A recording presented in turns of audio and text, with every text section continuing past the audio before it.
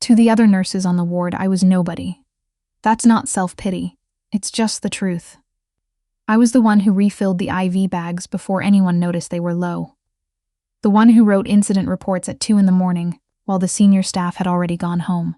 I'd been working at Harborview Private Medical Center in Vancouver for 3 years, and I still ate my lunch alone in the stairwell, on the 4th floor, because the break room made me anxious. I wasn't shy exactly.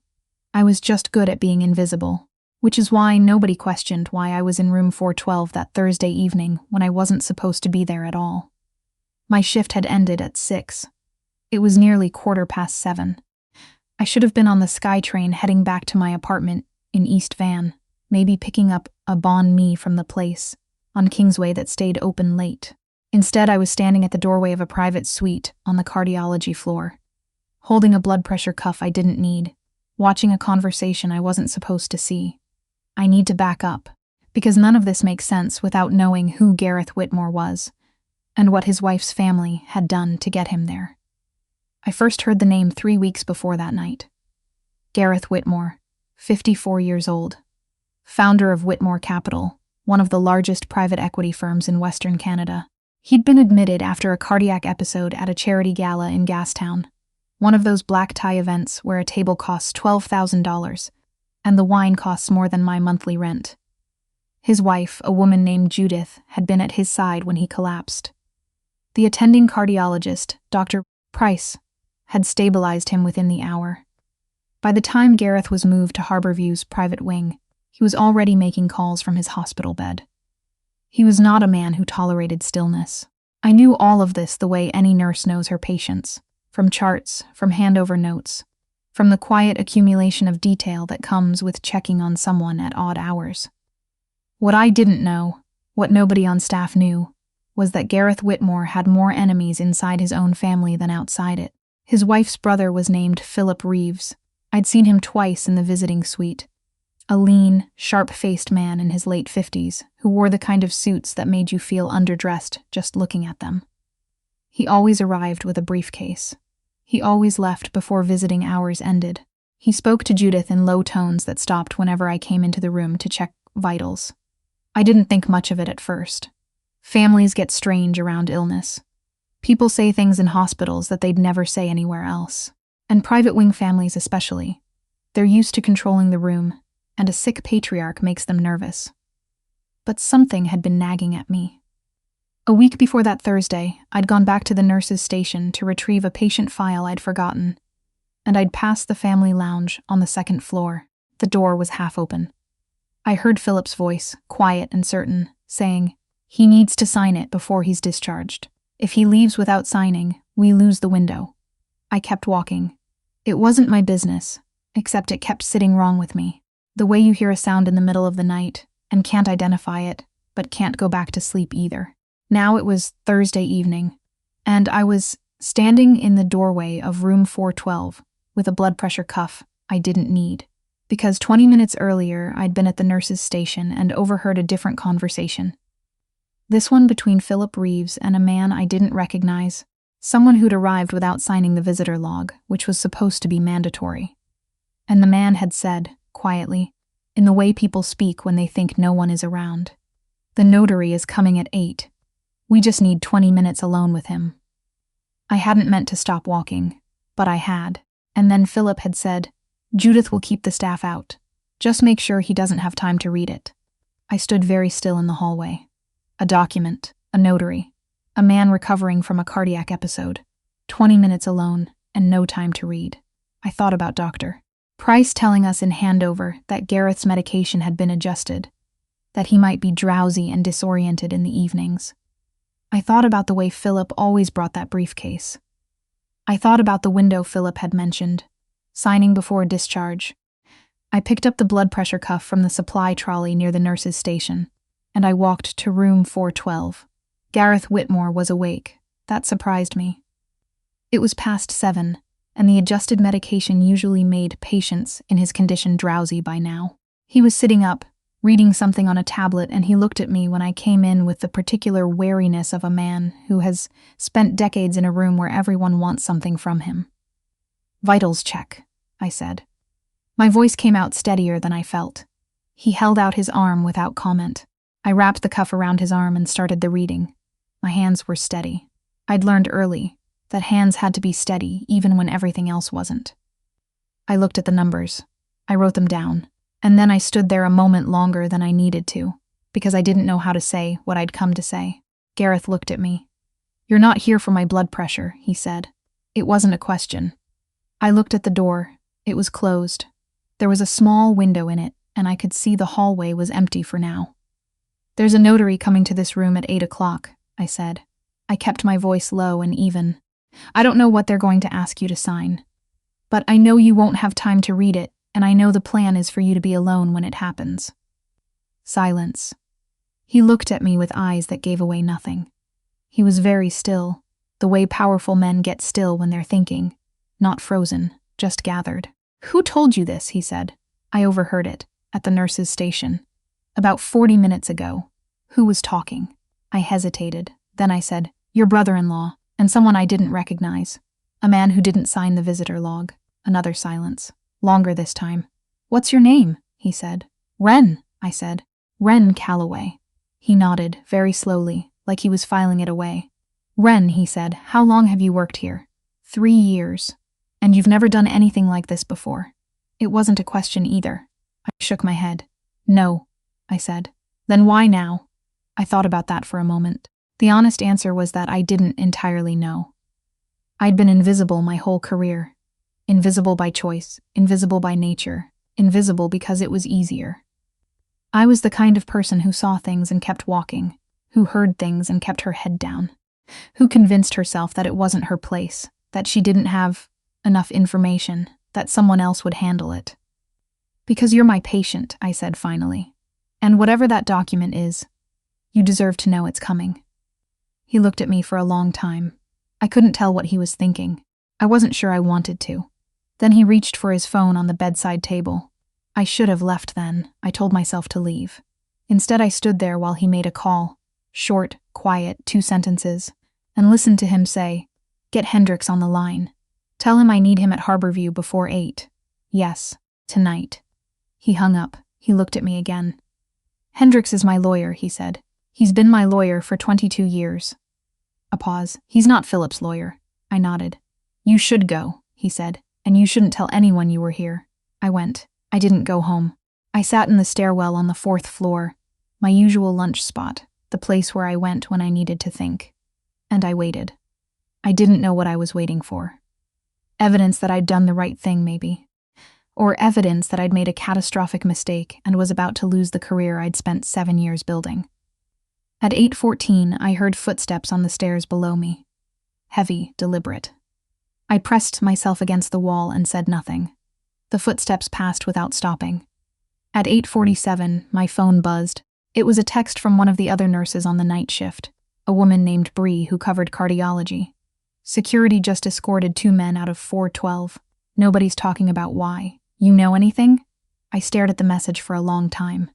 Then I typed back, "No idea. Wild." I took the SkyTrain home at 9.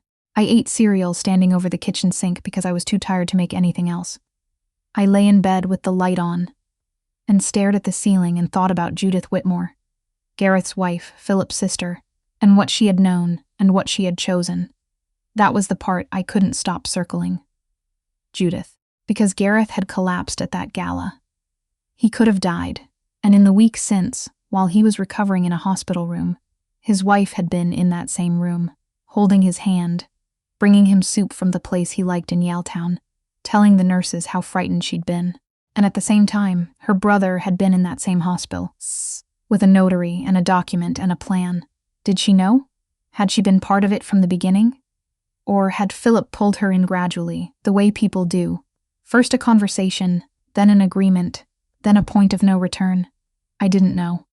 I still don't know. Some things you don't get to find out when you're the person in the stairwell. I went back to work the next morning like nothing had happened. Because for me, officially, nothing had. I checked vitals on the 3rd floor. I updated charts. I ate lunch alone in the stairwell, same as always. At 2:30, a woman I'd never seen before appeared at the nurse's station and asked for Wren Calloway. My stomach dropped about 6 floors. She was in her early 30s, well-dressed, in the quiet way that doesn't announce itself. Dark slacks, a gray coat, hair pulled back. She showed me a business card. She said her name was Renata Osei, and that she was a solicitor, and that her client had asked her to speak with me privately. We went to one of the consultation rooms off the main corridor. She closed the door. She sat across from me and folded her hands on the table and said, in the measured tone of someone who has said very careful things for a long time, "My client would like you to know that he is aware of what you did last night. He is aware of the risk you took. And he wanted me to tell you, in person, that he does not take it lightly." I said, "Is he all right?" She looked at me for a moment like that was the wrong question, or maybe the right question from the wrong person. "He's well," she said. "The matter has been referred to the appropriate authorities. My client has also engaged with the Law Society regarding the notary who attended last night, as the person in question has some explaining to do." I nodded. I didn't know what to say. "There's something else," Renata said. She paused. "My client's wife came to him this morning, on her own. She wanted him to know that she hadn't been aware of the details of what her brother was planning. That she knew a document was being drafted, something related to the estate, but that she didn't know about the notary, or about the timing, or about the plan to keep him disoriented." I thought about that. "Do you think she's telling the truth?" I said. Renata looked at me with the carefully neutral expression of someone who has opinions they are paid not to share. "That's not something I'm in a position to say," she said. "What I can tell you is that my client heard her out. He's a man who has spent 30 years reading people." I thought about Gareth's eyes, the way he'd gone very still, the way he'd looked at me and said, "You're not here for my blood pressure." "What happens to her brother?" I said. "The RCMP has been notified," Renata said. "There are questions of financial fraud, potentially elder financial abuse under the criminal code. It will take time. These things do." She reached into her bag and set an envelope on the table between us. I looked at it. I didn't touch it. "My client would like to offer you a formal thank you," Renata said, "in whatever form is most appropriate to you. That envelope contains a letter and a check. You're not obligated to accept either." I sat there for a moment. The fluorescent light above us hummed. Down the hall, someone's monitor beeped twice and then went quiet.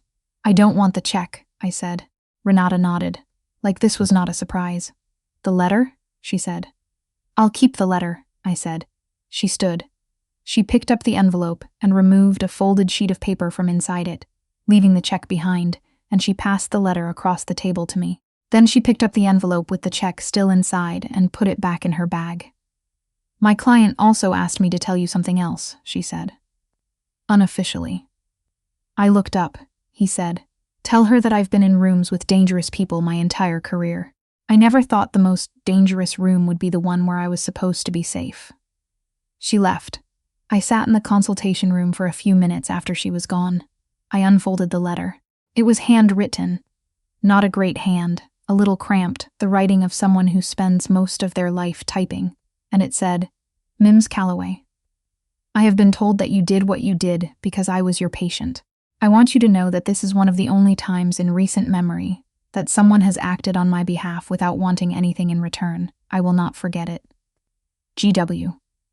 I folded the letter back up and put it in the pocket of my scrubs. I went back to work. Weeks passed.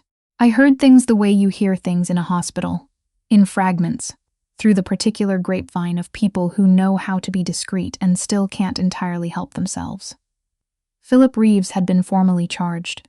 The document he'd been trying to get Gareth to sign was a power of attorney, broad enough to give Philip near total control of Gareth's financial holdings during any period of incapacity, including the right to make decisions on behalf of Whitmore Capital. The plan, as far as anyone could piece together, had been to get Gareth to sign during a window, when the medication made him pliable, then argue later that it had been made in full competency. The amount of money involved was something I chose not to ask about. I had a feeling the number would keep me up at night. As for Judith, I never found out the full truth of what she'd known. Gareth didn't leave her. I know that much because one afternoon about 6 weeks later, I was in the hospital lobby waiting for the elevator, and I saw them together near the main entrance. He was being discharged, finally, a bag in his hand, a hospital bracelet still on his wrist. She was next to him. Their arms weren't touching, but they were walking in the same direction, and she was saying something quietly, and he was listening. I don't know what she said. I don't know if she deserved forgiveness. I don't know if that's something I get to weigh. What I know is that I've thought about her, often since then. About the difference between knowing a wrong thing is happening and understanding what it means. About how far a person can convince themselves they're standing on the outside of something, when really, they've already walked through the door. I've thought about myself, too. About all the hallways I've walked down, and all the things I've heard, and all the times I convinced myself it wasn't my place. I've thought about the stairwell on the 4th floor where I ate my lunch alone for 3 years, because it was easier than being seen. I still work at Harborview. I still check vitals and update charts and take the SkyTrain home. The break room still makes me anxious, and I still sometimes eat lunch in the stairwell, though less often now, and I'm not entirely sure why. But I kept the letter. It's in the drawer of my nightstand under some other things, folded the way it was when Renata handed it across that table.